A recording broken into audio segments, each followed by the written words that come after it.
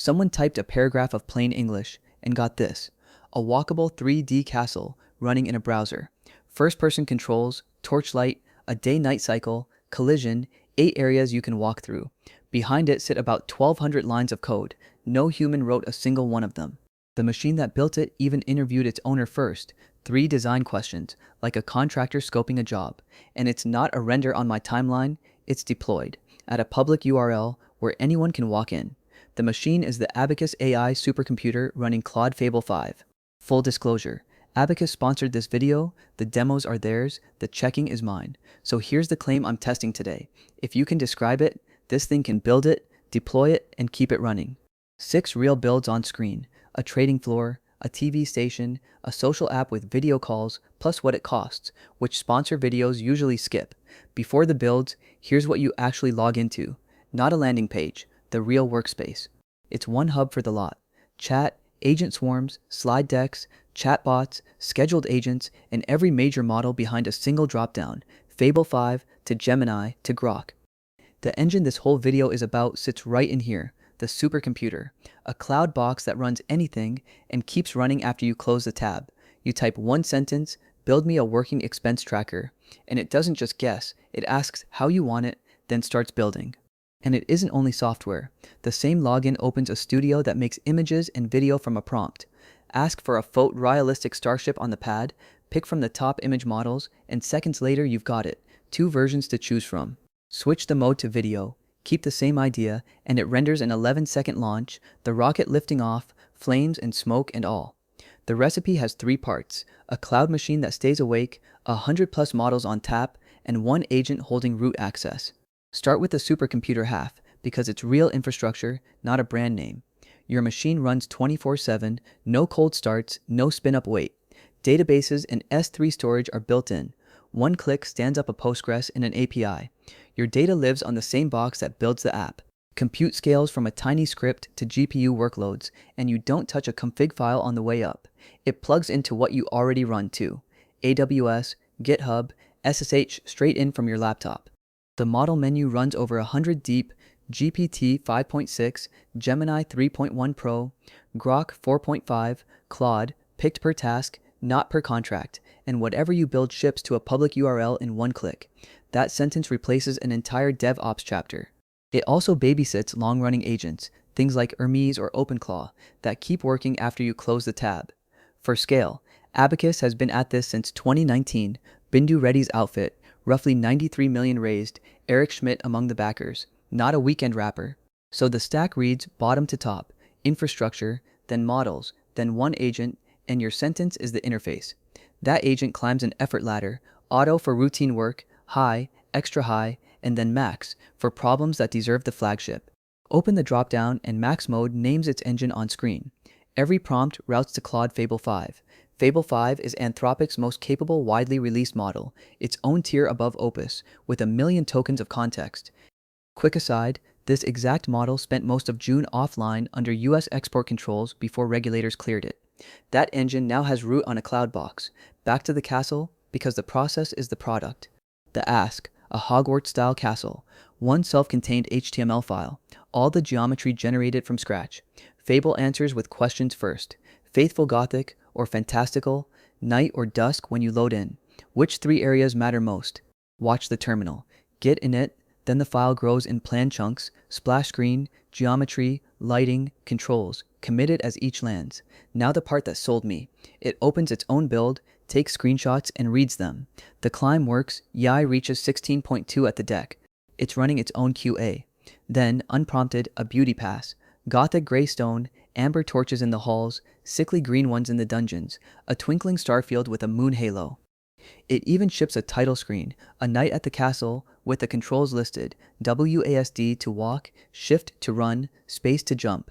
The finished castle sits at a public URL: courtyard, great hall, library, dungeons, 8 walkable areas with collision and a day-night cycle. And walking it feels considered. The great hall glows gold with candlelight. The library runs floor-to-ceiling color. The dungeons stay damp and green. Work like this used to take a small 3D team weeks. The person who shipped it wrote 0 code. They wrote sentences.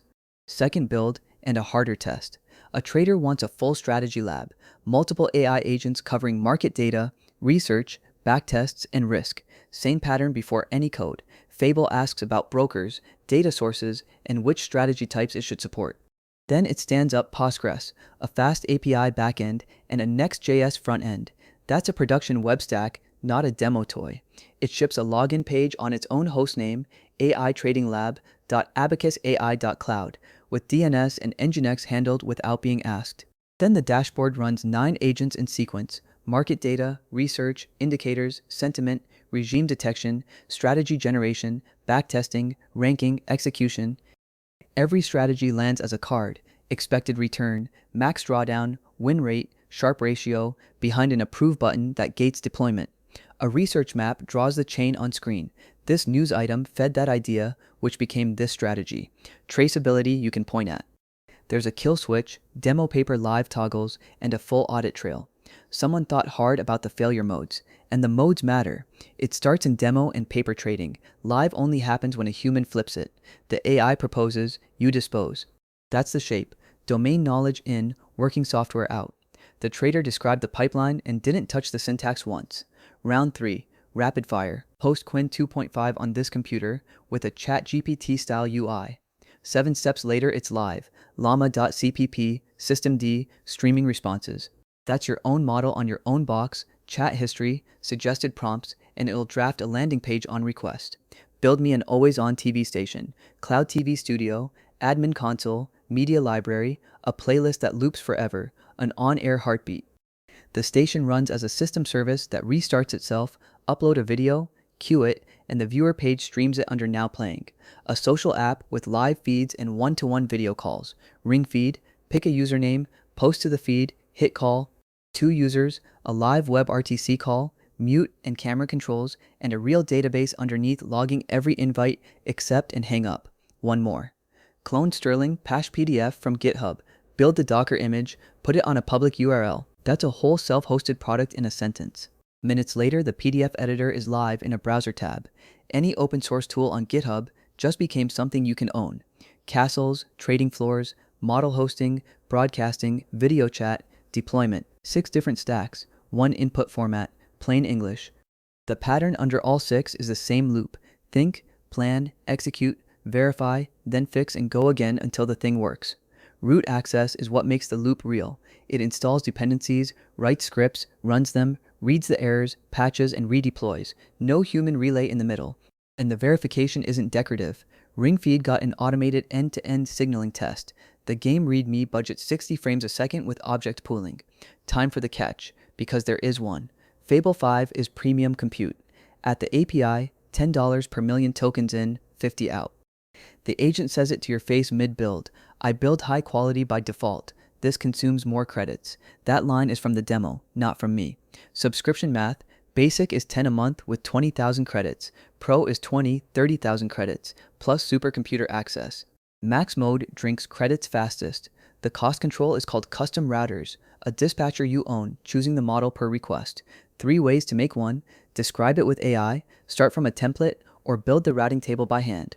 The describe route takes 1 sentence. Fable 5 for hard coding, Opus for debugging, GLM 5.2 for simple coding, and drafts the entire table. The generated table even carries a fallback. Anything uncategorized routes up to Fable 5. An odd request costs a little more instead of getting a worse answer. Save it, chat through it, and every reply names the model that answered. No mystery line items at the end of the month. It's an API as well. Route LLM speaks the OpenAI format, so tools you already use can point at your router unchanged. Supercar engine for the highway, sedan for the grocery run, same garage, one dispatcher deciding. Now the honest ledger. This is still metered cloud, compute and storage bill by usage, with the premium model on top. Heavy builds cost real money. Describing what you want is a genuine skill. Vague prompt in, confident wrong thing out. That castle interview exists because intent is the hard part. Is the generated code any good? The demos show real engineering, systemd services, E2E tests, sane stacks, but a full outside audit hasn't happened yet. So treat it like a brilliant contractor you haven't worked with long. Review what ships before it carries your name. Who's this for? Founders proving an idea this week, domain experts with no engineering budget, tinkerers who want infrastructure without the ops tax. Where it lands for me, calling it coding made easy undersells the shift. You stop writing instructions for machines and start describing outcomes to an agent. Describing outcomes precisely, inputs, failure modes, what done looks like, was already the senior engineer's real skill. Now it's the one that's left, which turns the question around. What would you build if syntax stopped being the gate? Genuinely, the comments are open. If you can say it, you can build it. The open question is whether you can say it well. The link below is Abacus's sponsored link. That's how these get measured. Subscribe for one systems teardown a week.